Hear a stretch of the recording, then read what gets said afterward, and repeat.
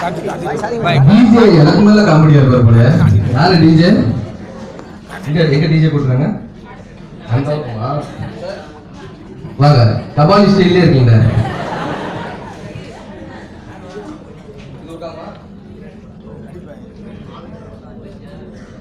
இது ஓகேவா?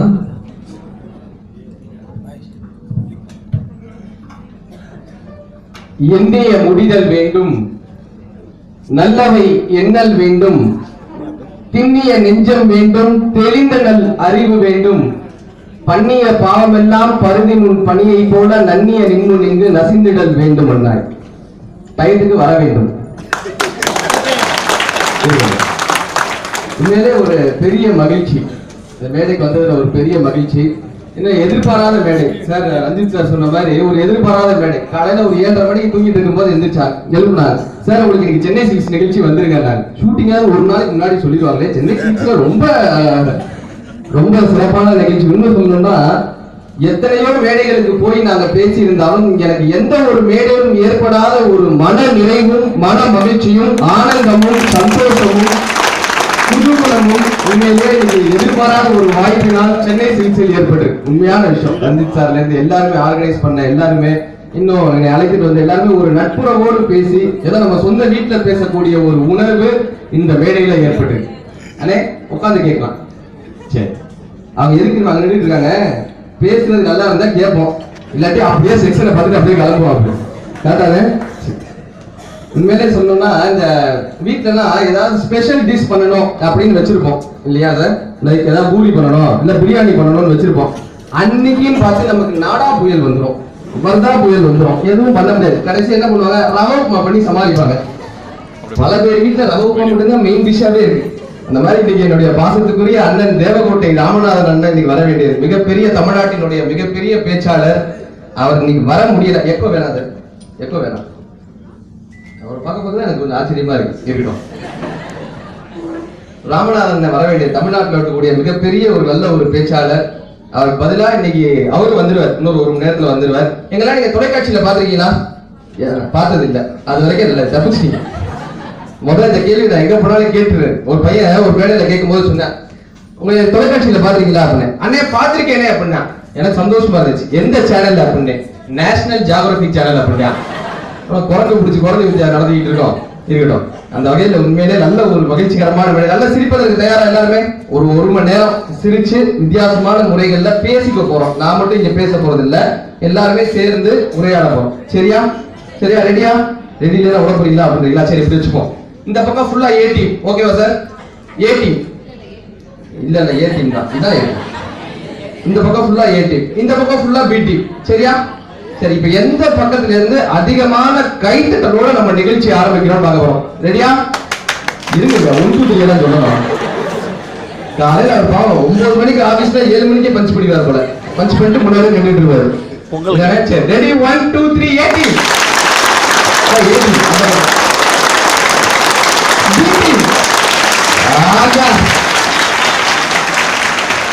ஆனா ரஞ்சித் சார், என்ன ஒரு ஆச்சரியம்னா, நான் போய் பேசியிருக்க எல்லா மேடையிலுமே ஆண்கள் பக்கம் எப்பயுமே அதிகமான கைத்தட்டல் வந்துடும், பெண்கள் பக்கம் வராது. இங்க அப்படி கிடையாது. இங்க உண்மையிலே நல்லா கைத்தட்டல். பெண்கள் பக்கம் ஜென்ரலா வராது. ஏன்னு சொல்லுங்க பாப்போம்.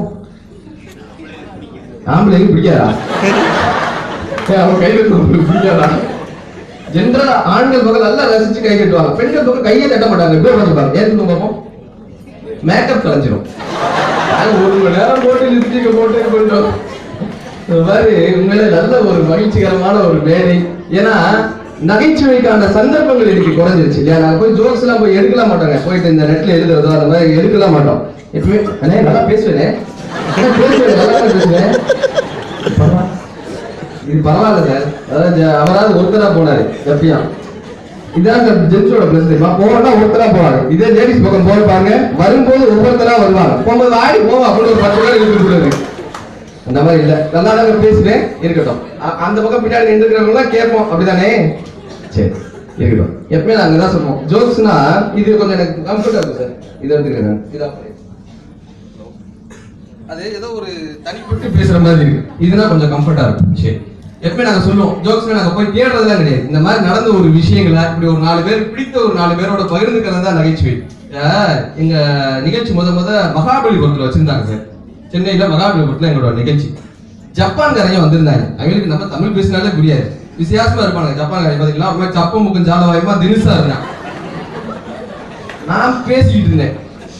பேசிக்கிட்டே இருக்கும்போது அந்த கீழே நின்றுட்டு இருந்தேன். அவனை பார்த்து இப்படி சிரிச்சேன். ஹலோ அப்படின்னு. இது ஒரு தப்பா சார்?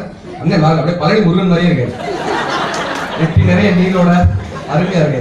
என்ன வண்டியில திரும்ப அவர் வேற வந்துருச்சு, நல்லா தான் பேசலாம் போல அப்படின்னு இருக்கட்டும். ஒரு மாதிரி சப்பமுக்கு ஜாலவாயமா தினுசா அப்படி நின்றுட்டு இருந்தான். நம்ம பார்த்தோடனே ஒரு தினுசா இருக்கானே அப்படின்னு சொல்லிட்டு சிரிச்சேன். ஹலோ அப்படின்னு. இது ஒரு தப்பானே? சும்மா பார்த்து சிரிச்சேன். கீழே இறங்கினோடனே அவன் என்னை பார்த்து ஷாங்காய் அப்படின்னா. சாங்காயா? எனக்கு கேட்காதான் தெரியும். சாங்காயா பேரத்தான் கேட்கிறேன் போல அப்படின்ட்டு ராமகிருஷ்ணன் திரும்ப கிட்டக்க வந்து ஷாங்காய் அப்படின்னா. இல்லை கூறிட்டு போயில ராமகிருஷ்ணன் திரும்ப ஷாங்காய் அப்படின்னா. எனக்கு காது திருவுக்கு இருந்துச்சா, நம்ம கத்தி சொல்லணும் போலன்ட்டு ராமகிருஷ்ணன் அப்படின்னு போயிட்டான். என்னை கூட்டு வந்திருந்த அவரு நிகழ்ச்சி அமைப்பாளர் வந்து கூப்பிட்டு சொன்னார், தம்பி ஷாங்காய்னா அவங்க ஊர் பாஷையில வணக்கம்னு அர்த்தம்பா அப்படின்னு. அப்படியா அப்படின்னு வேகமா போய் ஜப்பான்காரனை பிடிச்சி சாங்காய் அப்படின்னு அவன் திரும்ப ராமகிருஷ்ணன் அவமானம் போட்டதுல எப்படி சந்தோஷமா இருக்கு சாருங்க. நல்லா போய் அவமானம் போட்டு இதாங்க எக்ஸ்பீரியன்ஸ். இதுதான் ஆயிடுச்சு. எங்கேயும் போய் நாங்க தேடுறதுலாம் கிடையாது. இந்த மாதிரி போயிட்டு வர இடம் இன்னும் சொல்லணும்னா இவ்வளவு ரசிச்சு இப்படிதானே சிரிக்கணும். ஜோக்லாம் சொன்னா இப்படி சில பேர்லாம் பாத்தீங்கன்னா பேய் படம் பார்த்த மாதிரி உட்காந்துருக்கான். நம்ம 1 மணி நேரம் பேசிருப்போம். ஏதோ அரண்டு போய் சந்திரமுகி படம் பார்த்த மாதிரி ஜோக் சொன்னா சிரிக்கணுங்க. அப்புறம் சில பேர் அப்புறம் என்னதை சொல்ல முடியாது, அது ஒரு பக்கம் இருக்கும். சொன்ன உடனே சிரிக்கிறோம் பாத்தீங்களா, இதான் தமிழ் மொழியினுடைய சிறப்பு. ஒரு விஷயத்த சொன்னோடனே அப்படி சிரிப்பு வருது பாத்தீங்களா, இதாங்க நம்ம மொழியினுடைய சிறப்பு. ஹீப்ருன்னு ஒரு மொழி இருக்கு. திங்கக்கிழமை ஜோக் சொன்னீங்கன்னா சனிக்கிழமை தான் சிரிப்பு வரும். அந்த மாதிரி ஒரு மொழியெல்லாம் இருக்கு. அந்த மத்தியில நமக்கு அப்படி சொன்னோடனே ஒரு சிரிப்பு வருங்க. இன்னும் சொன்னா எங்களுக்கு ஷூட்டிங் ஏவிஎம் ஸ்டுடியோல தான் நடக்கும். எப்பயும் 2 வீலர்ல தான் போவேன். ஏவிஎம் ஸ்டுடியோ 2 வீலர்ல போனேன். போலீஸ் பிடிச்சாரு. லைசன்ஸ் இருக்கா அப்படின்னாரு. ஏன் மாடி பண்ணிக்கவா மணியெல்லாம் அடிக்கிறீங்க இருக்கிறாங்க. அம்மா மாரியம்மன் மாதிரி இருக்காங்க. மஞ்சள் கலர் போடவே இல்லை, மஞ்சள் இருக்கா சொல்ல 2 வீலர்ல தான் போயிட்டு இருக்கோம் ஷூட்டிங்ல. எக்ஸ்பீரியன்ஸ். இது ஒரு அருமையான அனுபவம். கரெக்டா போகும்போது போலீஸ் பிடிச்சாரு. லைசன்ஸ் இருக்கா அப்படின்னாரு. இல்ல சார். ஆர்சி புக் இருக்கா? இல்ல சார். இன்சூரன்ஸ் இருக்கா? இல்ல சார். சரி 100 ரூபாய் கொடுத்துட்டு போ அப்படின்னாரு. சில்லற வேலை கிடையாது. அப்ப அந்த காலத்துல நான் சொல்றேன் 100 ரூபாய் கொடுத்துட்டு போட்டேன். நான் சொன்னேன் சார் உங்களுக்கு 100 ரூபாய் கொடுத்தா அடுத்த சிக்னல் இன்னொரு போலீஸ் பிடிப்பாரு. அவருக்கு சிக்னல் இப்பவே கொடுத்துக்கிட்டா முடியாது சார். உடனே அவர் சொன்னாரு, எனக்கு 100 ரூபாய் கொடு, அடுத்த சிக்னல் யாராவது பிடிச்சா கிளி அப்படின்னு சொல்லி விட்டுருவாங்க அப்படின்னாரு. கிளியா? இது நான் போடுவேன். கிளி அப்படின்னு சொல்லி இது நல்லா இருக்கா அப்படின்னு கரெக்டா போனேன். அடுத்த சிக்னல் பிடிச்சாங்க. கிளி அப்படின்னு போ உண்டாய். அடுத்த சிக்னல் நம்ம கிண்டி பிடிச்சாங்க. கிளி அப்படின்னு போ உண்டாய். இது நல்லா இருக்கடான்னு வீட்டுல உட்காந்து யோசிச்சுட்டு மறுநாள் வண்டி எடுத்துட்டு வந்தேன். அதே சிக்னல் அதே போலீஸ். நீ நம்ப மாட்டீங்க சார், அதே சிக்னல் அதே போலீஸ் பிடிச்சாரு. கிளி அப்படின்னு. இன்னைக்கு காக்காடா, இன்னைக்கு காக்கா அன்னியோட வண்டியை வாங்கி வச்சோம். அது நடக்கும் பொதுவா. அதான் சொல்லுவோம் நகைச்சுவை என்னன்னா ஷேரிங் ஆஃப் எக்ஸ்பீரியன்ஸ். நடந்த ஒரு சின்ன அனுபவங்களை ஒரு பகிர்ந்து கொள்ளுதல். அந்த ஒரு அருமையான ஒரு வாய்ப்பளித்த சென்னை சில்க்ஸ் நிறுவனத்துக்கு நல்ல ஒரு அரங்கு நிறைந்த ஒரு மாபெரும் கைதட்டல் தரலாமா? அதிக அளவுக்கு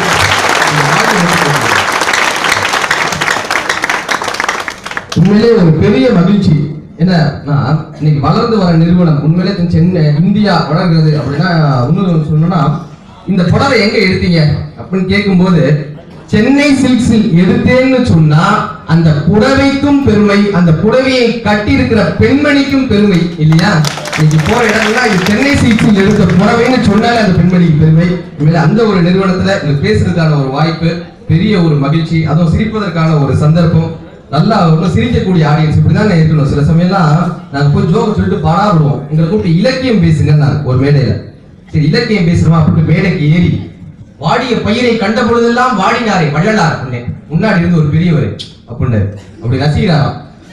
செந்தமிழ் நாடு என்னும் போதினில்லே இன்ப தேன் வந்து பாயுது காதில் இல்லைன்னு அப்பயே அவரு அப்படின்னு அருமையான ரசிகர்லாம். யாரும் ஊரே யாவரும் கேளீர்னே அப்பயே அவரு அப்படின்னு இவர் தானே ரசிகர்னு அப்படியே அவர் மேடைக்கு கூப்பிட்டு எனக்கு போத்தி இருந்த பொன்னாடை எடுத்து அவருக்கு போத்தினேன் அப்பயே அவரு அப்படின்னு விசாரிச்சு பார்த்தா தெரிஞ்சு அதனால நரம்பு தெரிஞ்சு. இது தெரியாம நான் 1 மணி நேரம் பேசி நல்ல ரசிகர்கள் நினைச்சு அந்த சார் வாங்க அவ்வளவு சந்தோஷப்படுறாரு. ஆனா நீங்க சிரிக்கிறீங்க. உண்மையிலே ஒரு விஷயம் சொல்றேன். எங்க ஊர் மதுரை கேள்விப்பட்டீங்கன்னா மதுரையில இங்க எத்தனை பேர் மதுரை யாருமே கிடையாதா? நீங்க ஒருத்தர் மட்டும் இருக்கீங்களா? அதானே நீங்க பிரைட்டா இருக்கீங்க, ஃப்ரண்ட்ல உட்காந்துருக்கீங்க. சிறப்பு. மதுரை மீனாட்சி அம்மன் கோயில எங்களுடைய ஆன்மீக சொற்பொழிவு, சிரிக்கிறீங்க அதுக்காக சொல்லிட்டு ஆன்மீக சொற்பொழிவு 1 மணி நேரம் பேசினேன் மீனாட்சி அம்மனை பத்தி. பேசி முடிச்சோம் அந்த கோபுரத்துல இருந்து இறங்கி ஓடி வந்தேன். ஓடி வந்து என் கையை பிடிச்சு, ராமகிருஷ்ணா நான் வாழ்க்கையை விடுத்துட்டு தற்கொலை பண்ணிக்கலாம்னு இருந்தேன், ஆனா உன் பேச்சை கேட்டு என் மனசை மாத்திக்கிட்டேன்டாரு. ஏங்க நான் உயிரை காப்பாத்திருக்கேன்னு சொல்லிட்டு யார் கைதர மாட்டீங்களா? உடனே நான் கையை பிடிச்சு கேட்டேன், ஏன்னா என் பேச்சு அவ்வளவு நல்லா இருந்துச்சான். அதெல்லாம் இல்ல, இப்படியெல்லாம் பேசுறேன், நீ உயிரோட இருக்கையில நான் இதுக்கு உங்களுக்கு கைது சொல்லி சொல்லலையே. நான் யார் அவர் கைது இருந்தது புரிஞ்சுக்கிட்டாரு பாரு, நான் மாட்டிக்க மாட்டேன்டா அப்படின்னு. இதான் சொல்லுவாங்க நகைச்சுவை. ஒரு ஷேரிங் மிகப்பெரிய விஷயங்களை நகைச்சுவையில கொண்டு போய் அடைக்கலாம். அதுக்காகத்தான் நகைச்சுவை வந்து ஒரு ஆயுதமாக நாங்க எடுத்துக்கிறது. ஆனா தூங்கிட மாட்டீங்களே நீங்க, அவர் சாஞ்சி உட்கார்ந்து இருக்கிறத பார்த்தாலே ஒரு தூக்கம் வர மாதிரியே இருக்காரு. அது ஒரு பக்கம். இன்னும் சொல்லணும்னா இப்ப குழந்தைகள் எதுக்குமே, இப்ப குழந்தைகள் எடுத்துக்கோங்களேன், இன்டர்லா போயிட்டு கிளுகிழுப்புன்னு ஒண்ணு வைப்பாங்க 20 ரூபாய்க்கு இல்லையா சார்? அவங்களுக்குலாம் சிரிக்கிறதுக்கான காரணம் தேவையில்லை. இப்படி நம்ம ஜோக் சொல்லியோ இல்ல மற்ற விஷயங்கள் சொல்லிதான் அவங்க சிரிக்கணும்னு இல்லை. ஒரு 20 ரூபாய்க்கு கிளுகிழுப்புன்னு இருப்பாங்க. போய் அந்த குழந்தைங்க முன்னாடி இப்படியே ஆட்டுங்களேன், விழுந்து விழுந்து சிரிப்பாங்க. ஆனா அதே குழந்தைகளை ஒரு 60 வருஷம் கழிச்சு ஒரு 60 வயசு தாத்தாட்ட போய் அந்த கிளுகிழுப்பு எப்படி ஆட்டுங்க, கண்ணத்திலே விடுறாரு. ஆனா அந்த தாத்தா தானே 60 வயசுக்கு முன்னாடி சிரிச்சவர் இல்லையா?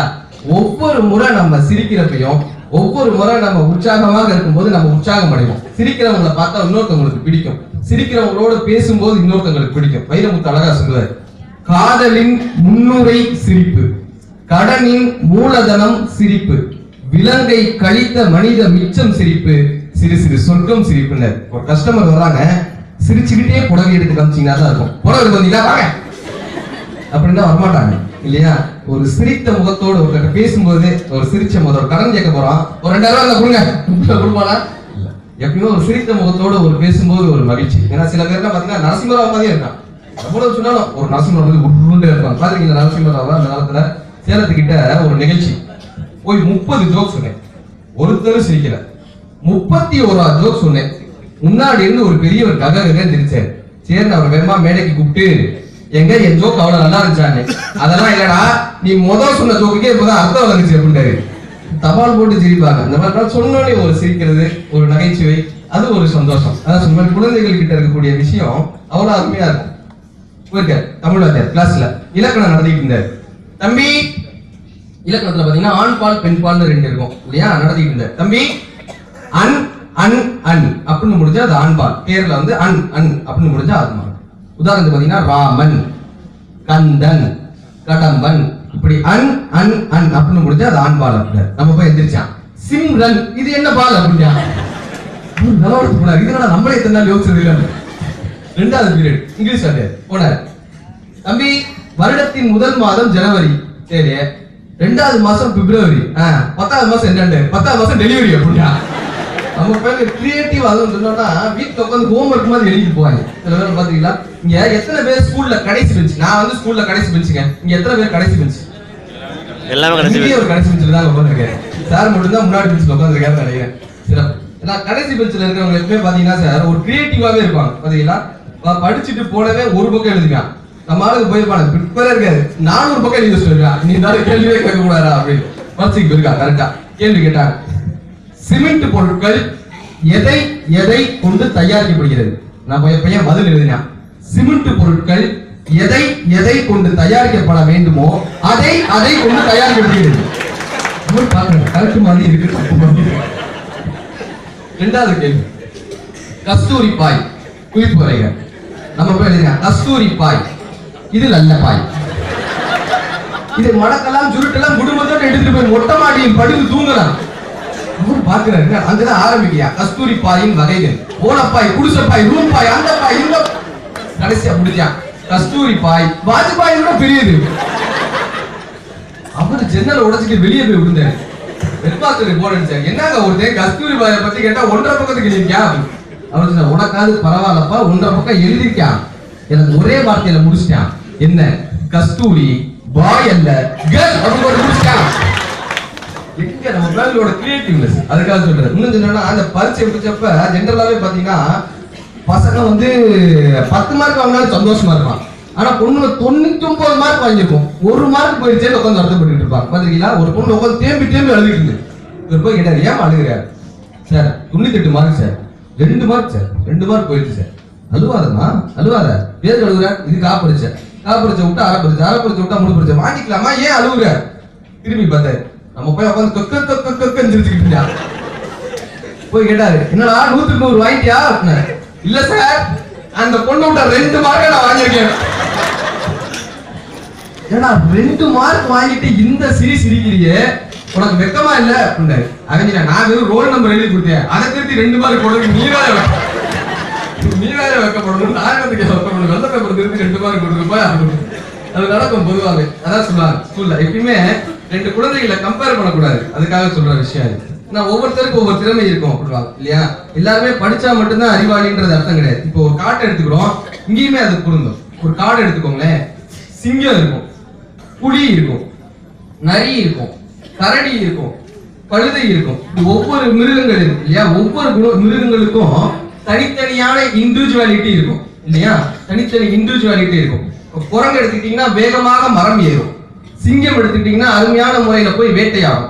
இப்படி எல்லா விலங்குகளையும் ஒரே இடத்துல கூட்டி யார் முதலில் மரம் ஏறுகிறார்களோ அவர்கள் தான் முதல் ரேங்க் அப்படின்னு சொன்னா, சிங்கத்தை விட குரங்கு தான் ஃபர்ஸ்ட் ரேங்க் வாங்கும் இல்லையா? அதுக்காக சிங்கத்தை விட குரங்கு குறைந்ததுன்னு அர்த்தம் கிடையாது. ஒவ்வொருத்தருக்கும் தனித்தனியான திறமைகள் இருக்கு. அந்த திறமைகளை வளர்த்தக்கூடிய ஒவ்வொருத்தருடைய இயல்பு தான் வெளிப்படுகிறது. அதுக்காக சொல்ல வேண்டிய விஷயம். இன்னும் சொல்லணும்னா, நகைச்சுவை ஏன் ஒரு களமாக நாங்க எடுத்திருக்கோம், சின்ன விஷயத்து மூலமா சொல்லலாம். ஒரு அப்பா போய் பையன் போய் அப்பாட்ட கேட்டான், அப்பா அரசியல்னா என்னப்பா அப்படின்னா. இது நல்ல விஷயம் கேளுங்க. அரசியல்னா என்னப்பா? அவங்க அப்பா சொன்னார், உனக்கு 4வது படிக்கிற, உனக்கு அரசியல் என்னன்னு புரியாது, எளிமையா சொல்றேன் கேட்டுக்க. இந்த வீட்டுக்கு நான் தான் தலைவன், ஹெட் ஆஃப் த ஃபேமிலி, நான் தான் தலைவன், அதனால நான் தான் நாட்டோட அரசியல்வாதி. ஆனா உங்க அம்மா என்னால எதுவும் பண்ண முடியாது. அப்பளோட சேர்த்துருவா, விளக்குமாத்துக்கிட்ட பிஞ்சிரும், அப்பளோட சேர்த்துருவா. ஆனா அம்மா என்னால எதுவும் பண்ண முடியாது.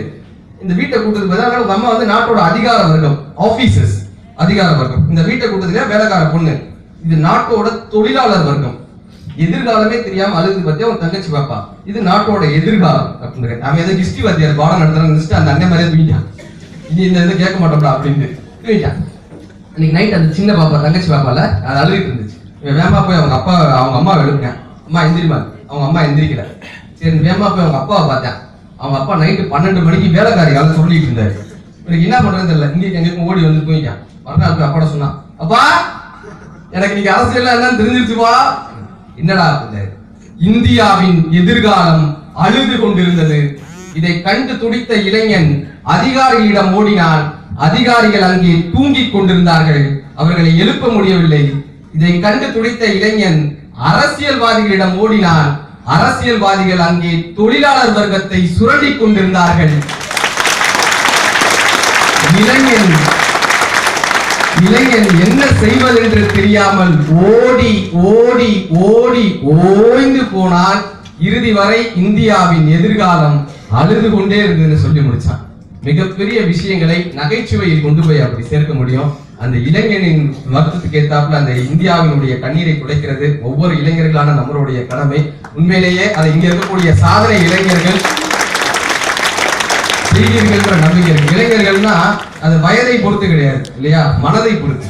மனதில் கூட எத்தனை முறை நம்ம இளமையா இருக்கணும். சில பேர்லாம் பாத்தீங்கன்னா 20 வயசுலயே படுத்தே கிடக்கான், எந்திரிக்க மாட்டாங்க.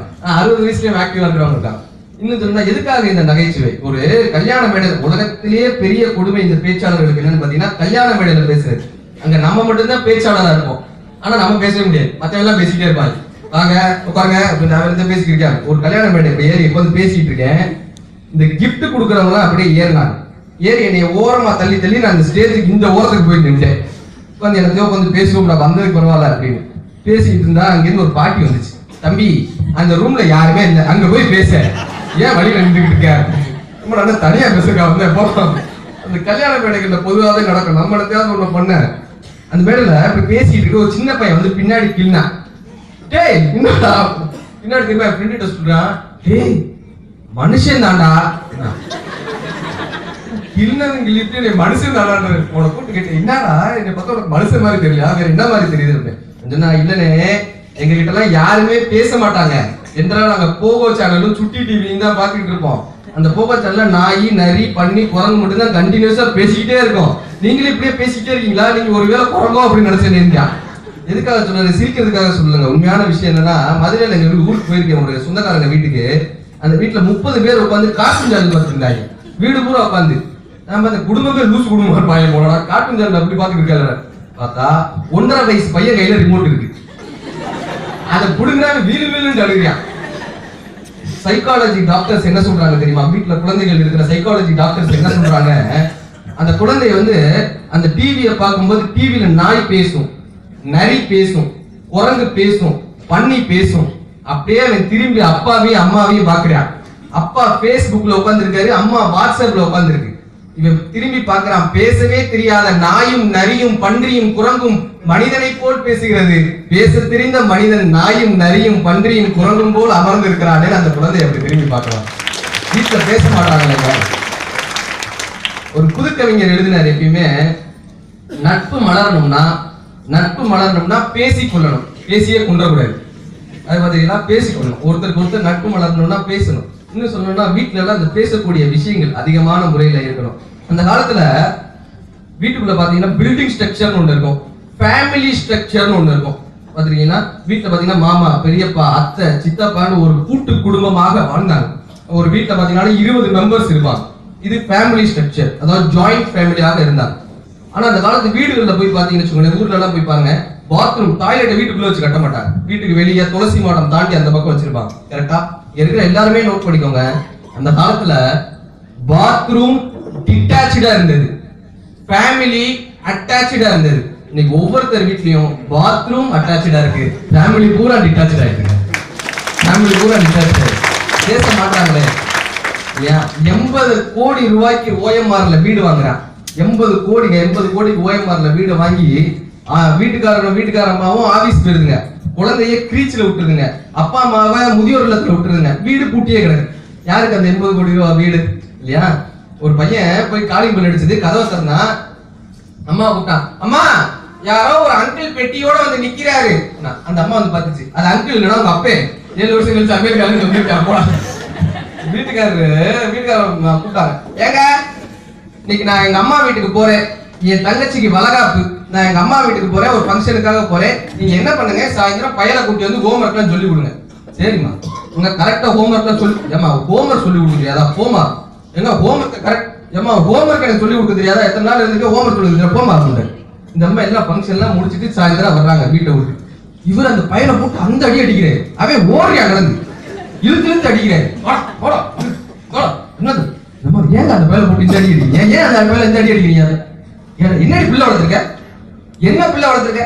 2x2 எவ்வளோன்னு கேட்கிறேன், சொல்ல மாட்டேன். உனக்கு கணக்கே தெரியல. அந்த அம்மா சொல்லுச்சு, அவனுக்கு கணக்கு தான் தெரியல, உனக்கு நம்ம வீட்டு பையன் யாரு, 8 வீட்டு பையன் யாருமே தெரியல. 8 வீட்டு பையன் போட்டு 8 வீட்டு பையன் இந்த போட்டு இழுத்து அடிச்சுக்கிட்டு இருக்காரு இவ்வளவு நேரத்துக்கு. என்ன விஷயம் சொல்றது கொஞ்சம் மிகையாக இருந்தாலும் கூட இன்னைக்கு குடும்பத்துல பையன் யாருன்னு தெரியாம இருக்கிறவங்க ரொம்ப கம்மி. ஆனா பையன் என்ன பண்றான்னு தெரியாம இருக்கக்கூடிய பேரண்ட்ஸ் ஜாஸ்தி இல்லையா? சில பேர்ட்ட கேட்டு வரணும், பையன் எத்தனாவது படிக்கிறா? 7ஆவதோ 8ஆவதோ 9ஆவதோ அந்த மாதிரி சொல்லக்கூடிய பெற்றோர்கள் ஜாஸ்தியா இருக்காங்க. ஆனா இன்னைக்கு இருக்கக்கூடிய பெற்றோர்களுடைய மனநிலை எப்படி இருக்கும் அப்படின்னு பாத்தீங்கன்னா, ஒரு சபை இப்படி இருக்குன்னா தன்னுடைய பையன் வந்து நம்ம கிட்ட பேசணும். Daddy can I do this, mummy can I buy this அப்படின்னு இங்கிலீஷ்ல பேசணும்னு இன்னைக்கு கூடிய பெற்றோர்கள் ஆரம்பிக்கிறாங்க இல்லையா? இன்னைக்கு எல்லாருக்குமே சொல்லக்கூடிய, இன்னும் பாத்தீங்கன்னா கடைகள்ல அது நிறைய நடக்கும். ஏன்னா நம்ம விற்கிறவங்க தமிழ், வாங்குறவங்க தமிழ், கட்டிக்க போறவங்க தமிழ், கேட்கிற சரி இங்கிலீஷ்ல தான் கேட்பாங்க. ஹோ மச் இட் இஸ் அப்படின்னு இல்லையா? எழுதி இருக்கும் பொதுவாகவே. அது இந்த ஹோட்டல்ஸ்ல அது நிறையவே நடக்கும். ஏன் அப்படின்னா குழந்தைகளுக்கு முதல் நம்மளுடைய தமிழ் மொழியினுடைய சாரங்களை சொல்லிக் கொடுங்க. அதிகபட்சம் தமிழ் மொழியில பேசக்கூடிய வாய்ப்புகளை ஏற்படுத்துங்க. ஏன் தெரியுமா? இப்ப ஆங்கிலத்துல எடுத்துக்கிட்டீங்கன்னா ஒரு எழுத்து அறிமுகப்படுத்தும் போது ஏ ஃபார் ஆப்பிள் இல்லையா சார்? ஒரு எழுத்து அறிமுகப்படுத்தும் போது பழத்தை காட்டி அறிமுகப்படுத்திய மொழி ஆங்கிலம், ஏ ஃபார் ஆப்பிள். தமிழ் மொழியில மட்டும்தாங்க ஆ அம்மா, ஆ அறம் செய்ய விரும்புகிற பண்பையும் பாசத்தையும் காட்டி அறிமுகப்படுத்திய மொழி நம்ம தமிழ் மொழியில. அன்னையும் பிதாவும் முன்னறி தெய்வம்னு நம்ம குழந்தைங்களுக்கு சொல்லிக் கொடுக்கறதை மறந்ததுனாலதான் இன்னைக்கு இத்தனை முதியோர் இல்லங்கள் காத்துக்கிட்டு இருக்கு இல்லையா? அன்னையும் பிதாவும் முன்னறி தெய்வம்னு குழந்தைக்கு அவன் சொல்லிக் கொடுக்கல, அவனை கொண்டு போய் கிரீச்சில விட்டான், இவனை கொண்டு போய் முதியோர் இல்லத்துல விட்டான். முடிஞ்சுச்சா? 2 டிட் ஃபார் டாட் அப்படின்னு முடிஞ்சு போச்சு. அதனால ஆங்கிலம்ன்றது அதான் சொன்னாங்க ஒரு proverb, English is not a knowledge, it is a language. English is not a knowledge, it is a language. அது ஒரு மொழி தான், அறிவு கிடையாது. ஏன்னா இந்த அம்மான்ற விஷயங்களே இன்னைக்கு பையனுக்கு மறந்துட்டாங்க இல்லையா? மம்மி அதுவும் இன்னைக்கு குறைஞ்சிருச்சு. இது ஒரு மேடையில சொல்லிட்டு இருக்கும்போது சொன்னேன் ஒரு பையன், நாங்களாம் இப்ப மம்மின்னு கூட கூப்பிட கிடையாது, மம்மன் தான் கூப்பிடுவோம் அப்படின்னா. மம்மா நான் கூப்பிட்டு சொன்னேன், இல்லடா தமிழ் மொழியில தான் பெரியம்மான்னு கூப்பிடலாம், சித்தின்னு கூப்பிடலாம், அத்தைன்னு கூப்பிடலாம், இப்படி தமிழ் மொழி தான் பிரிச்சு கூப்பிடுவோம். இல்லையே நான் எங்க சித்தியை கூப்பிடுவேனே, எப்படிடா அப்படின்னு. இப்ப எங்க அம்மாவை நான் எப்படி கூப்பிடுறேன்? மம்மு. பெரியம்மாவை மேக்சிமம் அப்படின்ட்டான், சின்னம்மாவை மினிமம். இப்படி யோசிக்கிறாங்க. கிரியேட்டிவ்னஸ் அது இந்த ஆங்கிலத்தினுடைய தாக்கம் இல்லையா? ஒரு சாதாரண அது இயல்பு வழக்குல வராது. இனிமே நம்ம இயல்பு வழக்குல கொண்டு போய் தமிழ்ல பேச முடியாது. இப்ப எப்படி சொல்றது? ஒரு பஸ் ஸ்டாண்ட் நின்றுட்டு இருந்து அங்க போய், ஐயா இந்த பேருந்து மைய பேருந்து நிலையத்துக்கு செல்லுமா அப்படின்னா எப்படி பார்ப்பேன், எந்த பஸ் வருதோ அதை நம்ம ஏற்றி விட்டுருக்கான், போப்பா என்னடா கேட்கிறேன். இல்லங்க இந்த பஸ் ஸ்டாண்ட் போமா, அப்படி தமிழ்ல கேளு சொல்லுவாங்க. அது இந்த பஸ்ல நிறையவே பார்க்கலாம். இந்த மாதிரி காலை மிதிச்சிட்டோம்னா மன்னிச்சுக்கங்க, காலை மிதிச்சு சாரி கூட கேட்காம போறியா சொல்லுவாங்க. அது நிறைய நடக்கும். இன்னைக்கு வந்து ஆங்கிலம் வந்து அவ்வளவு தூரம் ஒரு புழக்கத்துல வந்துச்சு. அதுல முடிந்த அளவுக்கு நம்மளால முடிந்த அளவுக்கான தமிழ் வார்த்தைகளை பயன்படுத்துறது ஒரு மகிழ்ச்சி. அதுவும் சொன்னா அந்த குழந்தைகளுக்கான விஷயம் அதான் பேசிக்கிட்டு இருக்கோம். வீட்டுல சண்டை நடந்தது, பெற்றோர்கள் சொல்ல வேண்டிய விஷயம். வீட்டுல சண்டை நடந்தா பசங்களை பக்கத்துல வச்சுக்க கூடாது. ஏன் சண்டையே இங்கிலீஷ்ல தான் போடுவாங்க, அதே ஒரு விஷயம். சண்டை நடந்தா மட்டும் பையங்களை பக்கத்துல வச்சுக்க கூடாது. நான் போயிருக்கேன் அம்மா கிட்ட, சண்டை நடந்த நேரம் பார்த்து, அம்மா சொல்லுப்பா பேய்னா என்ன, பிசாசுனா என்ன, முண்டம்னா என்ன, தண்டம்னா என்ன. அவங்க அம்மா சண்டை போட்ட போது அவன் மொக்க இருக்கான், மொப்பேன் அந்த ஆளுதான் பேய், அவனை கட்டி 15 வருஷம் குடும்பம் நடத்துறேன் பாத்தியா, நான் தான் பிசாசு. நம்ம வீட்டுக்கு வந்து சட்டி சட்டியா குட்டிக்கிறாங்க அப்பா வீட்டுல இருந்து சொந்தக்காரங்க பேர்ல பூரா முண்டங்க. இந்த சீரமா வாங்கிட்டு வந்தேன் பாத்தியா எங்க அம்மா வீட்டுல இருந்து ஒரு சேரு தண்டத்துக்கு, இந்த சேரு தான் தண்டா அப்படின்றது. இப்படி ஒரு குழந்தைகிட்ட சொல்லலாமா? அன்னைக்குன்னு பார்த்தா அவங்க வீட்டுல விருந்தாளிங்க வந்துட்டாங்க. நம்ம பையன் சும்மா இருப்பானா, வாங்க முண்டங்களா வாங்க இந்த தண்டத்துல உட்காருங்க. பேய் சமைச்சுக்கிட்டு இருக்கு, பிசாசு வேலைக்கு போயிடுச்சு. வீட்டுக்கு வந்த மாதிரி வீடு சாதாரணமா போற போக்குல போட்டு விட்டு போவாங்க. அடுத்து இந்த வீட்டுக்கு யாருமே வரவே கூடாதுன்ற அளவுக்கு அடிச்சு விட்டு போயிடுவாங்க. அது இப்படிதாங்க அப்படி சிரிக்கும் போது ஒரு சந்தோஷமா இருக்குங்க. எல்லாரும் அப்படி ஒரு கலகலன்னு சிரிக்கும் போது ஒரு மகிழ்ச்சி இருக்கட்டும். அது ஒரு பக்கம்.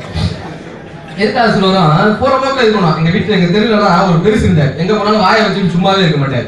எங்கேயாவது ஒருத்தர் போவாரு, பிரச்சனை வித்தியாவது ஒரு கல்யாண வீட்டுக்கு போனாரு. போனவர் சும்மா நம்ம மாப்பிள்ளையோட தம்பி அப்படி ஓரமா உட்காந்துருக்கான். வேகமா போய் அவன் கண்ணத்தை பிடிச்சி கிள்ளி, கண்ணா அடுத்து நீதானா.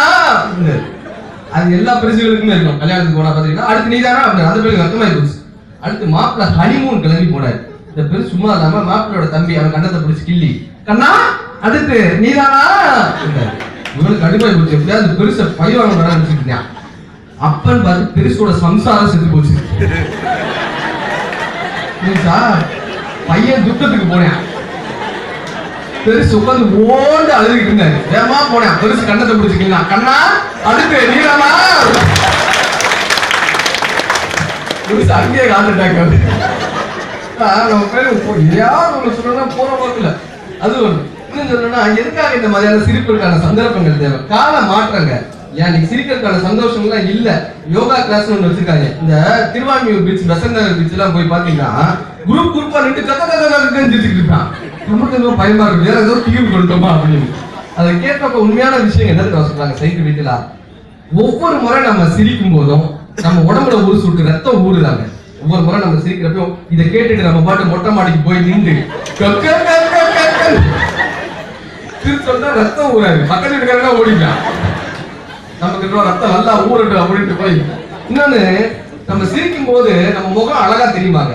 நீ ஏன்டா இப்படி கேட்கக்கூடாது, அது நமக்கு இறைவன் கொடுத்தது அப்படிதான் இருக்கும். அதான் சொன்னார் மகாத்மா காந்தியடிகள், அருமையான ஒரு வார்த்தையை சொன்னார்.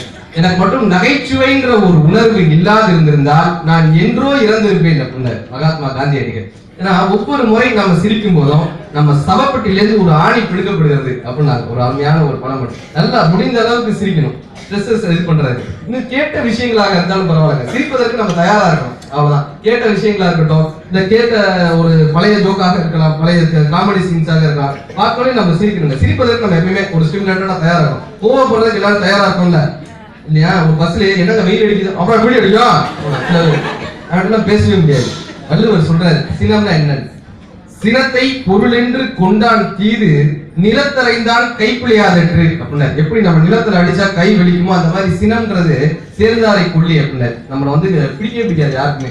அப்படியே கோபமாக இருக்கிறவங்கள பாத்தீங்கன்னா இல்லையா, சில பேர்லாம் மூச்சு பெருமூச்சு விட்டாலும் மீசை கடிக்கும், அவ்வளவு கோபத்துல இருப்பாங்க அப்படின்னு. இப்ப அப்பா வீட்டுக்கு வராருன்னு வச்சுக்கோங்களேன், வீட்டுல இருக்கக்கூடிய குழந்தைகள்லாம் ஐ அப்பா வந்துட்டாரு அப்படின்னா அந்த அப்பா நல்ல அப்பான்னு அர்த்தம். என்ன ஏதாவது 6 மணிக்கு வந்துட்டான் அப்படின்னா அந்த வீட்டுல பிடிக்கலன்னு அர்த்தங்க இல்லையா? ஒரு சந்தோஷம் வீட்டுல இருக்கணும்னா இந்த ஒரு நகைச்சுவையும் ஒரு பேச்சும் இருக்கணும். குடு இன்பம், அதான் குடும்பம்னு வந்துட்டாங்க. சில பேர்லாம் பாத்தீங்கன்னா ஆபீஸ்ல எப்படி இருப்பானோ அப்படியே இருப்பானுங்க வீட்டுல. பாத்தீங்கன்னா ஆபீஸ்ல வந்து வீட்டுக்கு வரும்போது சட்டையை கழட்டி வச்சுட்டு வர மாதிரி வேலையை கழட்டி வச்சுட்டு வரணும், அப்படியே இருப்பானுங்க வீட்டுல. ஒரு அக்கா சொல்லிச்சு இப்படி பேசும்போது, தம்பி நீ பாட்டு சிரின்னு சொல்லிட்டு போயிடுற, நான் போய் ஒரு கண்டக்டரை கல்யாணம் பண்ணேன், என் வாழ்க்கையில சிரிக்கவே முடியல, வீணா போச்சு. ஏன் காரணம், கோலம் போடலாம்னு வாசலுக்கு வருவேன், படியில நிக்காத உள்ளார போகும், படியில நிக்காத உள்ளார போகும், படியில நிக்காத உள்ளார போகணும். ரெண்டாவது ஒரு அக்கா சொல்லுச்சு, இதெல்லாம் பரவாயில்ல, நான் ஒரு வாத்தியார கல்யாணம் பண்ணேன், ஏன் என்ன பண்ணாரு, ரசத்துல கொஞ்சோண்டு உப்பு கம்மியா போச்சுன்னா பெஞ்சு மேல ஏறி நிக்க வச்சிருக்கான். மூணாவது ஒருத்தவங்க சொன்னாங்க, இதெல்லாம் பரவாயில்ல, நான் ஒரு ஃபயர் சர்வீஸ் வேலை பார்க்கறவனை கல்யாணம் பண்ணேன். அப்படியா, என்ன பண்ணாரு, பால் காய வைக்கலாம்னு அடுப்பு பத்த வச்சா ஊதி அடைச்சு போயிடான். நாலாவது இதெல்லாம் பரவாயில்ல, நான் ஒரு மெக்கானிக்கா கல்யாணம் பண்ணேன். மெக்கானிக்கா என்ன பண்ணாரு, ஃபர்ஸ்ட் நைட்டுக்குன்னு ரூமுக்குள்ள போய் பார்த்தா அவன் ஆளையே காணோம், எக்கடா காணவே காணான்னு பார்த்தா கட்டிலுக்கு கீழே படுத்து கிடக்கா. மெக்கானிக் எப்பவுமே காரி கீழே படுத்தே பழக்காங்க, கட்டிலுக்கு கீழே கிடக்க ரூம் கூட தேடிக்கிட்டு இருக்கீங்களா அவங்க காலம். அஞ்சாவது ஒருத்தர் வந்தாங்க, இதெல்லாம் பரவாயில்ல, நான் ஒரு போலீஸ்காரனை கல்யாணம் பண்ணேன். ஐயோ தப்பு பண்ண அடிக்க வருவாரா, அடிக்கட்டே வருவியா, 50 ரூபாய் கொடுத்தா வாங்கிட்டு போயியா.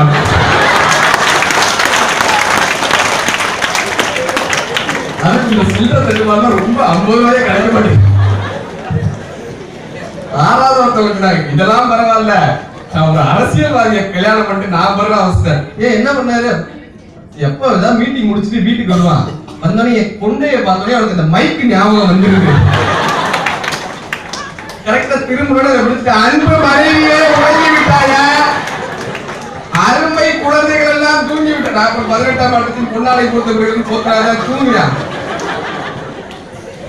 அதை தவிர வீட்டுக்கு யாரு விருந்தாளி வந்தாலும் டப் டப்னு காலில் விழுந்துருக்கான். பால் போடுற அகங்கால பிச்சைக்காரன் எல்லா காலையும் விழுந்துகிட்டு இருக்கான். அவன் அரசியல்வாதி அவன்கிட்ட போய் சொன்னேன், ஏங்க நான் ஒரு 3 மாசம் முழுகாம இருக்கேங்க, இதெல்லாம் எதிர்கட்சி காலங்களில் சரிவேலை. கல்யாணம் பண்ணி நான் குடும்பம் நடத்தி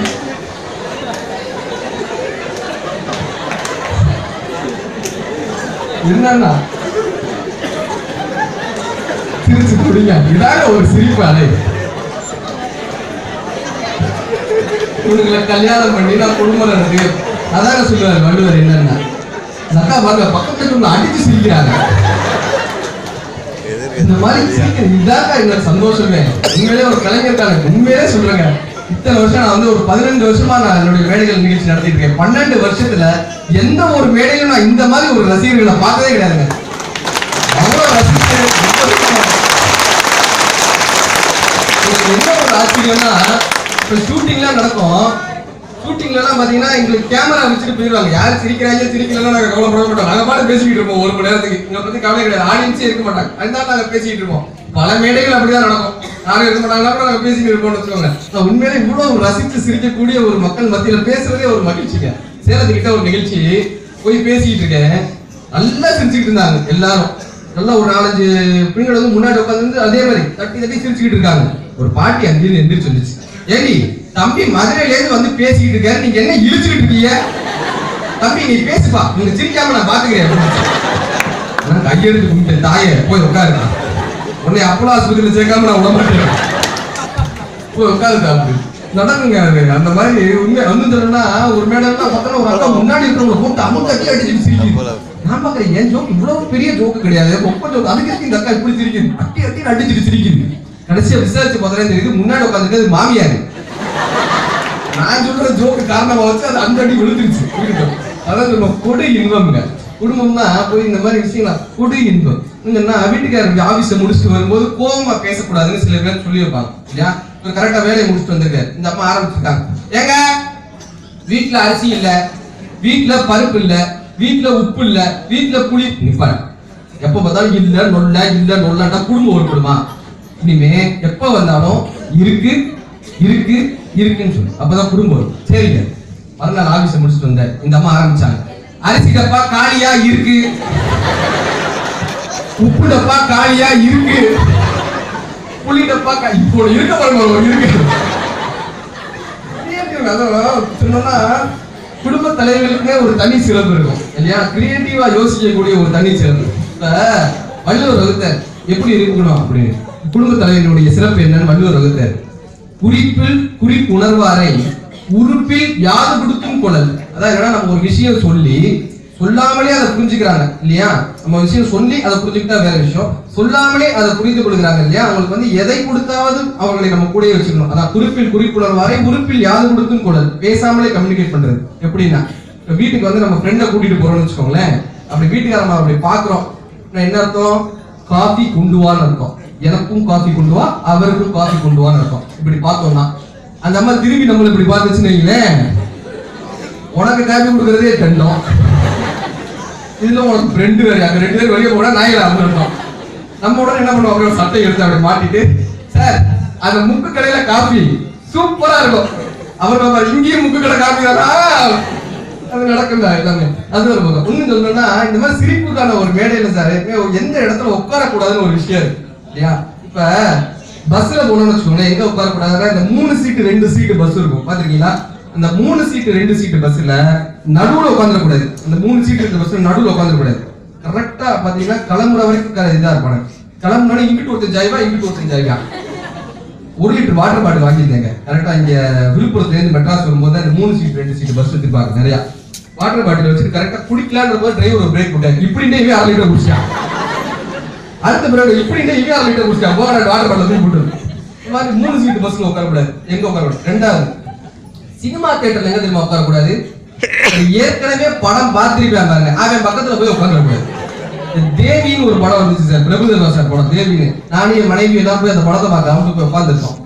கரெக்டா படம் ஆரம்பிச்ச உடனே சொன்ன, அந்த தமனை வந்துருச்சா, இவ பாம்பே போவா, இவளுக்கு பேய் பிடிக்கும், அப்புறம் படத்துல நடிப்பா, பேய் போயிடும், படம் முடிஞ்சிருச்சு அப்படின்ட்டா. 250 ரூபா போச்சுடா.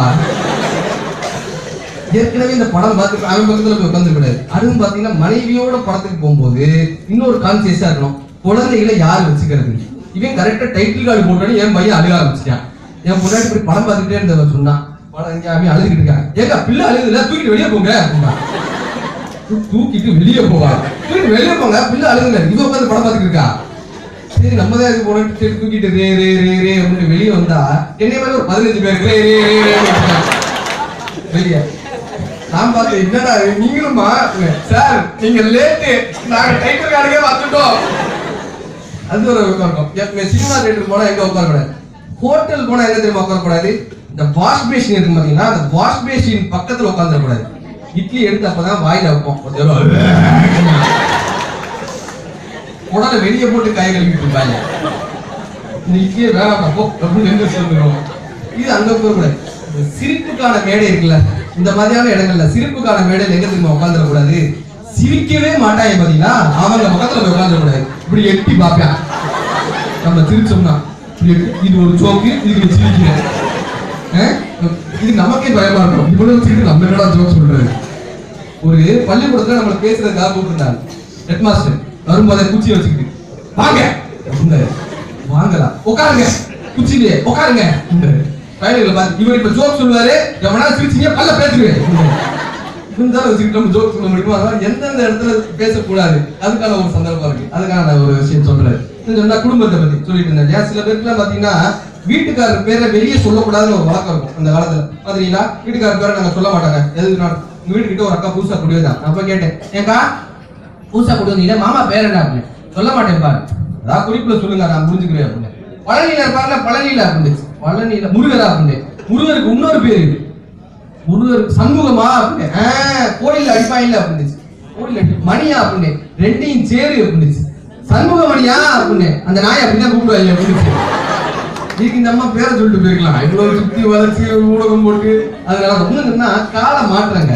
இன்னைக்கு இருக்கக்கூடிய கால மாற்றத்துல யோகா கிளாஸ்ன்றதே இப்படி டென்ஷனை குறைச்சி சிரிக்கிறது தானே. யோகா கிளாஸ்க்கு டென்ஷனா கம்மியா, ஐயோ 8 மணி ஆயிடுச்சு யோகா கிளாஸுக்கு போகணும், பரவாயில்ல அவ்வளவு வந்து நீங்க அவ்வளவு பரவாயில்ல காலம் மாற்றுது. அப்பா மேல உட்காந்து டிவி பார்த்துட்டு இருந்தாங்க. திடீர்னு பார்த்தா போன் அடிச்சிச்சு. அப்பா எடுத்துட்டு மாடிக்கு போனாரு. ஹலோ, நீங்க பேசுற டவர் அடிக்கலங்க.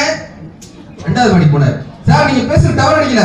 3வது மாடிக்கு போனாரு. சார் நீங்க பேசுற பையன் வந்தா எப்பா டிவி ரிமோட் செல்போனை வச்சுட்டு பேசி அதான் டவர் கிடையாது. நான் செல்போன் படுத்துற பாடு எனக்கு காலையில எந்திரிச்சு இந்த வாட்ஸ்அப் பேஸ்புக் வந்ததுக்கு அப்புறம் அவன் கொள்ளணும்னே தோணுது. காலையில எந்திரிச்சு பல்ல தேய்ச்சிட்டு 10 பேருக்கு அதை போட்டோ எடுத்து எடுக்கிறாங்க. பல்லு பிரஷ் ஃபீலிங் ஹாப்பி, பல்லு தேய்ச்சது என்னடா ஹாப்பி, எல்லாரும் தேய்க்கிறாங்க. அதை ஒரு போட்டோ எடுத்து ஒரு 10 பேருக்கு ஒரு குரூப்ல. இன்னும் பரவாயில்ல, ஒருத்தன் பேஸ்புக்ல போட்டிருக்கான் பெரியப்பா டைட், அந்த பணத்தோட வந்து செல்ஃபி எடுத்து. செல்ஃபின்றது இன்னைக்கு ஒரு வியாதியாவே ஆயிடுச்சு. எங்க போனாலும் செல்ஃபி எடுக்கிறது. இறந்த வீட்டுக்கு போயிட்டு போட பெரியப்பா டைட் ஃபீலிங் எக்ஸைட்டட் அப்படின்றான். பெரியப்பா செத்து போனது என்னடா எக்ஸைட்மெண்ட், அது ஒரு பக்கம் நடக்கும். அதாவது நம்ம கூடி இன்பம் சின்ன சின்ன விஷயங்கள்ல. எந்திரிச்சிட்டாங்க குரூப் 9 மணிக்கு முடியுமா சார் அப்படிலாம் கிடையாதா? அண்ணே நல்லா தானே பேசுவேன், உட்காரலாம், இன்னும் ஒரு 1/4 மணி நேரம் இருக்கு. நீங்க எந்திரிக்கிறத பார்த்தா ஒரு பல்கா இருக்க, ஒரு பயமா இருக்க இருக்கட்டும். அதை எப்பயும் அந்த பக்கம் இடத்து கொடுத்தீங்களா பின்னாடி இருக்கவங்களுக்கா? சரி இருக்கட்டும். அந்த மாதிரி சின்ன சின்ன விஷயங்கள். இன்னும் சொல்லணும்னா உற்சாகம். எப்ப நமக்கு உற்சாகம் வரும் அப்படின்னா, தன்னம்பிக்கை இருக்கக்கூடிய மனிதர்கள் கிட்ட எப்பயுமே ஒரு உற்சாகம் இருக்குங்க. பாத்தீங்கன்னா நம்ம கிட்ட எப்ப நம்ம கிட்ட உற்சாகம் இருக்கும் அப்படின்னா, ஐ ஆம் பெட்டர், ஐ ஆம் ஃபீலிங் பெட்டர், எப்பவுமே நான் வந்து தன்னம்பிக்கை மிக்கவன் அப்படின்னு நினைக்கும் போதே ஒரு உற்சாகம் வரும். எவரெஸ்ட் சிகரத்தை முதல்ல ஏறினவர் பேரு டென்சிங். முதலாக அந்த எவரெஸ்ட் சிகரத்தை ஏறினவர் பேரு டென்சிங். முதல் முறை ஏறில 20வது முறை தான் ஏறினார். ஒவ்வொரு முறை ஏறி ஏறி சறுக்கி கீழே விழுந்ததுக்கு அப்புறம் 20வது முறை தான் அந்த எவரெஸ்ட் சிகரத்தை ஏறினார். அப்ப அந்த 18வது முறை அவர் ஏறும்போது உற்சாக விழாவாக அவங்க வைக்கிறாங்க அந்த ஊர் மக்கள் கிட்ட. அப்ப அந்த எவரெஸ்ட் சிகரத்தினுடைய பேனர் அந்த ஸ்டேஜ்ல எப்படி இருக்கு, இவர் அந்த படிக்கட்டு ஏறி வர்றாரு. பிரஸ்ல வந்தவங்க கேக்குறாங்க, பத்திரிகையாளர்கள் கேக்குறாங்க, டென்சிங் சார் எப்படி நீங்க வந்து இத்தனை முறை தோர்த்துட்டீங்களே, அடுத்த முறை ஏறிடுவீங்கன்ற நம்பிக்கை உங்களுக்கு எப்படி வந்தது அப்படின்னா, அதுக்கு அந்த டென்சிங் என்ன நம்ம பதில் சொன்னார், கண்டிப்பாக அடுத்த முறை நான் எவரெஸ்டின் சிகரத்தின் மேல் இருப்பேன். ஏன் தெரியுமா, எவரெஸ்ட் சிகரத்தின் வளர்ச்சி நின்று விட்டது, என்னுடைய வளர்ச்சி இன்னும் நிற்கவில்லை, அதனால் கண்டிப்பான முறையில் அந்த எவரெஸ்ட் சிகரத்தின் மேல் நான் கால் வைப்பேன் இல்லையா. அதான் அந்த தன்னம்பிக்கைக்கான ஊற்று. அந்த தன்னம்பிக்கைக்கான ஊற்று எங்கிருந்து வரும்னா, அதிகமாக குடும்பத்திலிருந்து வருங்க. சின்ன விஷயம், ஒரு பையனுக்கு காது கேட்காது, டாமின்னு ஒரு சிறுவன், அவனுக்கு சரியா காது கேட்காது, இந்த இடத்துக்கு காது வந்து ஒரு சரியா கேட்காது. அவங்க ஆசிரியர் அவனுக்கு என்னமோ பயிற்சி கொடுத்து பார்த்தாங்க, முடியல. ஒரு லெட்டர் எழுதி இதை போய் உங்க அம்மாட்ட கொடுத்துட்டாங்க. அந்த பையன் போய் அவங்க அம்மா கிட்ட ஏதோ ரொம்ப சந்தோஷமா போய் கொடுக்குறான், அம்மா இந்த மாதிரி எங்க ஆசிரியர் வந்து இந்த லெட்டர் கொடுத்தாங்கம்மா. அப்படியா அப்படின்னு அவங்க திருப்பி பாக்குறாங்க, அந்த லெட்டர் எடுத்து பாக்குறாங்க. அதுல எழுதிருக்கு, your Tommy is fit for nothing. உங்க டாமி எதுக்குமே லாய்க்கு இல்ல, அவனை இனிமே ஸ்கூலுக்கு அனுப்பாதீங்க, your Tommy is fit for nothing எழுதி கொடுத்துருக்காங்க அந்த லெட்டர்ல. அவங்க அம்மா அதை படிச்சுட்டு வருத்தப்படல. ஒரே விஷயம் சொன்னாங்க, who the teacher to judge you, அந்த ஆசிரியர் யார் உன்னை ஜட்ஜ் பண்றது, நான் உனக்கு கல்வி கற்றுக் கொடுக்கிறேன். அந்த டாமின்ற சிறுவனுக்கு அவனுடைய தாய் அறிவியலையும் எல்லா விஷயங்களையும் அந்த தாய் அவனுக்கு போதிக்கிறாங்க. அந்த டாமின்ற சிறுவன் தான் பிற்காலத்திலே உலகத்துக்கே ஒளி கொடுத்த தாமஸ் ஆல்வா எடிசன். அப்படியே தாமஸ் ஆல்வா எடிசன் டீச்சரால நிராகரிக்கப்பட்ட காது கேளாத ஒரு மாணவர்னா நம்மளால நம்ப முடியுமா இல்லையா? சரி, அந்த சின்ன சின்ன விஷயங்கள் தன்னம்பிக்கை தான். தன்னம்பிக்கைக்கான ஒரு மிகப்பெரிய ஊற்று தான் இதெல்லாம். நம்ம கிட்ட எப்பவுமே உற்சாகம் இருக்கணும்னா நம்ம கிட்ட தன்னம்பிக்கை இருக்கணும். சின்ன சின்ன விஷயங்களை ரசிச்சு பாருங்க. இப்ப எப்படி சொல்றோம், ரசிக்கிறதுக்கு வேற சந்தர்ப்பங்கள்லாம் வேணாமா. நீங்க ஒரு பஸ் ஸ்டாண்டுக்கு போங்க, நம்ம கோயம்பேடு பஸ் ஸ்டாண்டு எடுத்துக்கோங்களேன். எப்பவுமே ஒரு உற்சாகமாக இருக்கிறவங்களுக்கு எல்லா விஷயமே நகைச்சுவை தாங்க தெரியும். இப்ப ஒரு வெயிட் பார்க்குற மிஷின் வச்சிருப்பாங்க கோயம்பேடு பஸ் ஸ்டாண்ட்ல. பாத்தீங்களா, ₹1 போட்டோம்னா டோக்கன் வரும். ஒரு அக்கா அப்படியே குட்டியானது, அது தும்பிக்க மட்டும் இல்ல, ஆடி ஆடி வந்து அந்த வெயிட் மிஷின் மேல ஜங்குன்னு ஏறி நின்றுச்சு. அந்த பல்பு பியூஸா போச்சு. ₹1 காயில உள்ளார போட்டுச்சு. அந்த சீட்டு பறந்து போய் எங்கேயோ ஓடுச்சு. எடுத்து அதுல பார்த்தாங்க சீட்ல, தயவு செய்து ஒவ்வொருத்தராக ஏறவும், கூட்டமாக ஏறாது. அது இந்த பஸ்ல ஜென்ரலா பாத்தீங்கன்னா இடம் பிடிக்கிறதுன்னு ஒரு கான்செப்ட் இருக்கும். இந்த ஊர் பக்கம் போற, வேலூர் போற பக்கம் பஸ்னா இடம் பிடிக்கிறதே ஜினிஸா யோசிப்பாங்க சார். பாத்தீங்கன்னா மதுரை பக்கம் அது நிறையவே நடக்கும். இப்ப நம்ம தான் கட்சி போட்டு இடம் பிடிப்போம், பேப்பரை போட்டு. ஒரு அக்கா சுத்தி முத்தி பார்த்துச்சு, இடம் பிடிக்கிறதுக்கு எதுவும் கிடையாது, கொண்டே கழட்டி உள்ளார போட்டுச்சு. அதுல இத்தனை தண்டி கேப் இருந்து அது மேல ஏறி உட்காந்து கியாங்கியான்னு கத்துற ஆடுறா இருக்கு. இன்னொரு மக்கள் நம்ம பஸ்ல ஏறி பார்க்க ஒரு பையன் பப்பரை பேண்ட் படுத்து கிடைக்கான் ஒரு சீட்ல. நீ ஏன்டா இங்க படுத்து எடுக்க ஒரு யாரும் விட்டு போயிட்டாயில அப்படின்னா, ஏய் நான் இடம் பிடிக்க படுத்து எடுக்க போடா அப்படின்னு. அந்த பிள்ளைய தூக்கி உள்ளார போட்டுக்க பப்பரம் தெரிச்சு பார்த்தேன். இடம் பிடிக்கிறதுக்கு என்னடா பண்ணா சுத்தி முத்தி பார்த்தாரு, எதுவும் கிடைக்கல. காரி எச்சிய உள்ள தூக்கிட்டு டூ அப்படின்னு. இனி அந்த சீட்ல எவனாவது உட்கார முடியுமா? அவர் உள்ளார வந்தாரு, ஒரு தினத்தந்தி பேப்பர் கிழிச்சாரு, அப்படியே தொடச்சாரு. மெட்ராஸ் வரைக்கும் அந்த மனுஷன் மட்டும் தான் உட்காந்துருந்தா. எங்கேயுமே அது ஒரு பக்கம் நடக்கும். இடம் பிடிக்கணும். அந்த பஸ்ல தான் எங்க ஊர் பஸ்ல நல்லா பாருங்க, திருவள்ளூர் பஸ் நல்லா அடிப்பாங்க. ஆண்கள் பக்கம் பாருங்க, ஆண்கள் பெண்கள் பக்கம் பாத்தீங்கன்னா அழகா அடிப்பாங்க. பெண்கள் பக்கம் பெண்கள் வலைக்கரம் பூவையர் மகளிர். ஆண்கள் பக்கம் பாருங்க, திருடர்கள் ஜாக்கிரதை. டிக்கெட்டை கேட்டு செருப்பு கழட்டி அடிப்போம். நம்மளே பிறந்த செருப்பு அடிக்கிறவங்க அது ஒரு பக்கம் நடக்கும். திருடலா அது சொல்லுது. இன்னும் பாத்தீங்கன்னா பஸ்ல சாதாரண சரி இந்த உட்காரவே வேணாம்டா அப்படின்ட்டு ஏமா போய் ஒரு எப்பயும் சீட்டு பிடிக்கிறதுக்குன்னு ஒரு ஆப்ஷன் வச்சிருப்போம். நமக்கு பக்கத்துல யாராவது ஒல்லியா ஒரு பையன் இருந்தானா அவனை கூப்பிட்டு உட்கார வச்சுக்கிறேன். அது வரைக்கும் ஏதாவது ஒரு பையன் வச்சிருப்போம், ஒல்லியா ஒரு பையன் ஒரு பஸ் வாங்க பக்கத்துல உட்காரு. அவன் என்ன தெரியுமா பண்ணுவான், கரெக்டா பஸ் கிளம்புற நேரத்துல பெரியப்பா பெரியப்பான்ட்டு ஒரு பீப்பா கொண்டு வந்து உட்கார வச்சுட்டு அவன் இறங்கினான். அது இடம் பிடிக்கிற போய் நடக்குது. சரி இந்த பக்கம் உட்கார நம்ம இன்னொரு பக்கம் போய் உட்காந்தா ஃபுல் தண்ணி வண்டியா ஒருத்தர் வந்து உட்காந்துட்டு. தண்ணியில இருக்கிறவங்கள்ட்ட மட்டும் நம்ம பேசவே முடியாது தெரியுமா. ஒண்ணு பேசியே கொள்வாங்க, இல்ல பேசாமலே கொள்வாங்க. அவர் பக்கத்துல உட்கார்ந்து அவன் அப்படி பண்ணலாமா? எப்படிடா பண்ணா தம்பி, நீங்க சொல்ற தம்பி, அவன் அப்படி பண்ணலாமா? இல்லங்க பண்ணக்கூடாதுங்க. என்ன பண்ணக்கூடாதா? பண்ணலாங்க. என்ன பண்ணலாமா? நீங்களே இப்படி சொல்லிக்க அப்படின்னு யோ சின்னதாக சொல்ல முடியாது. அதுக்கப்புறம் கொஞ்ச நேரம் கழிச்சு, தம்பி சொல்லுங்க எங்க போறீங்க? மெட்ராஸ்ங்க. மெட்ராஸ் ரொம்ப நாளா மெட்ராஸ்லயே இருக்கு. மதுரை ரொம்ப நாளா மதுரையிலே இருக்கு. மதுரையை தூக்கி மெட்ராஸ்ல வைக்கணும், மெட்ராஸ் தூக்கி மதுரையில வைக்கணும். எங்க சொல்லு அப்படின்னு. சொல்லவா? சொல்றா அப்படின்னு. மதுரை ரொம்ப நாளா மதுரையில இருக்கு, மெட்ராஸ் ரொம்ப நாளா மெட்ராஸ்ல இருக்கு. மெட்ராஸ் தூக்கி மதுரையில வைக்கணும், மதுரையை தூக்கி மெட்ராஸ்ல வைக்கணும்னு. பின்னாடி இருந்து ஒரு கிளம்பி சொல்லுது, ரெண்டு பேரும் தண்ணியை போட்டு என்ன சலம்புறாங்க. அது இந்த கண்ணாடி போட்டே ஓவரா குடிச்சிருக்கியா அப்படின்னு. நான் திருப்பி கும்பிட்டேன், நல்லா இருக்குதா? அது இந்த குடிச்சவங்க பக்கத்துல உட்காந்தே வர முடியாது. பஸ்ல பாத்தீங்களா, வாந்தி எடுக்கிற மாதிரி வருங்க நீ பண்ணுங்க. நான் சொன்னேன், எப்பா நீ எடுத்து நீ எப்ப எடுப்ப எப்படி விழுப்புரம் வரைக்கும் நான் உட்காந்து பக்கம் உட்காந்து வரேன். வாழ்க்கையில எதிர்பார்ப்பு இருக்க வேண்டியதா, அதுக்காக வாந்தி மேலாம் எதிர்பார்ப்பு இருக்க முடியாது. எடுத்து எனக்கு வேற பக்குன்னு அந்த பக்கமே வேணாம் எந்திரிச்சு போய் இந்த பக்கம் உட்காந்து ரெண்டு கிளவிய உட்காந்துருச்சுங்க. அங்க ஒரு கிளவி கூப்பிடுச்சு, பேராண்டி இந்த சென்ன கதவை தர காத்து வரலைன்னா நான் செத்துருவேன். இன்னொரு கேள்வி கூப்பிடுச்சு, பேராண்டி அந்த சென்ன கதவை சாத்து காத்து வந்தா நான் செத்துருவேன். இது என்னடா ரொம்ப போச்சு. கண்டக்டர் வந்தாரு, தம்பி 5 நிமிஷம் அந்த சென்ன கதவை தர, முதல் கிளவி சாப்பிட்டு, ரெண்டாவது 5 நிமிஷம் அந்த சென்ன கதவை சாத்து, ரெண்டாவது கிளவி சாப்பிட்டு. நான் ஏங்க 2 கிளவியும் செத்துருச்சுன்னா புடிச்சுக்கு யாரும் நல்லா கூப்பிட்டுருந்தேன். 2 பேருக்கும் புடிச்சு நான் தான் போன இடமா அது வந்து சொல்ல விட்டுக்கிட்டு இருக்கு. நானே இதுல எப்படி ஒழுச்சுக்கிட்டு தெரியாம தெரிஞ்சுட்டு இருக்கேன். சாதாரண நடக்குங்க தெரியுமா. சரி இந்த இடமே வேணாம்டா, இந்த பின்னாடி சீட்ல போய் உட்காந்தேன். உலகத்திலேயே நரகம்னு நான் ஃபீல் பண்ணது பின்னாடி சீட் தாங்க. அது அந்த தூக்கி தூக்கி போடும் பாத்தீங்களா, தூக்கி நம்ம அப்படி போய் மேல டாப்ல அடிச்சுட்டு திரும்ப கீழே இறங்கும், அப்படி தூக்கி போடும் ஸ்பீடு பிரேக்கர். இது அடிச்சு நான் ஃபீல் பண்ண, ஐயோ பின்னாடி சீட்ல மட்டும் உட்காந்துட கூடாது, உலகத்திலே நரகம் இந்த பின்னாடி சீட் தான் அப்படின்னு எந்திரிச்சு முன்னாடி போனேன்.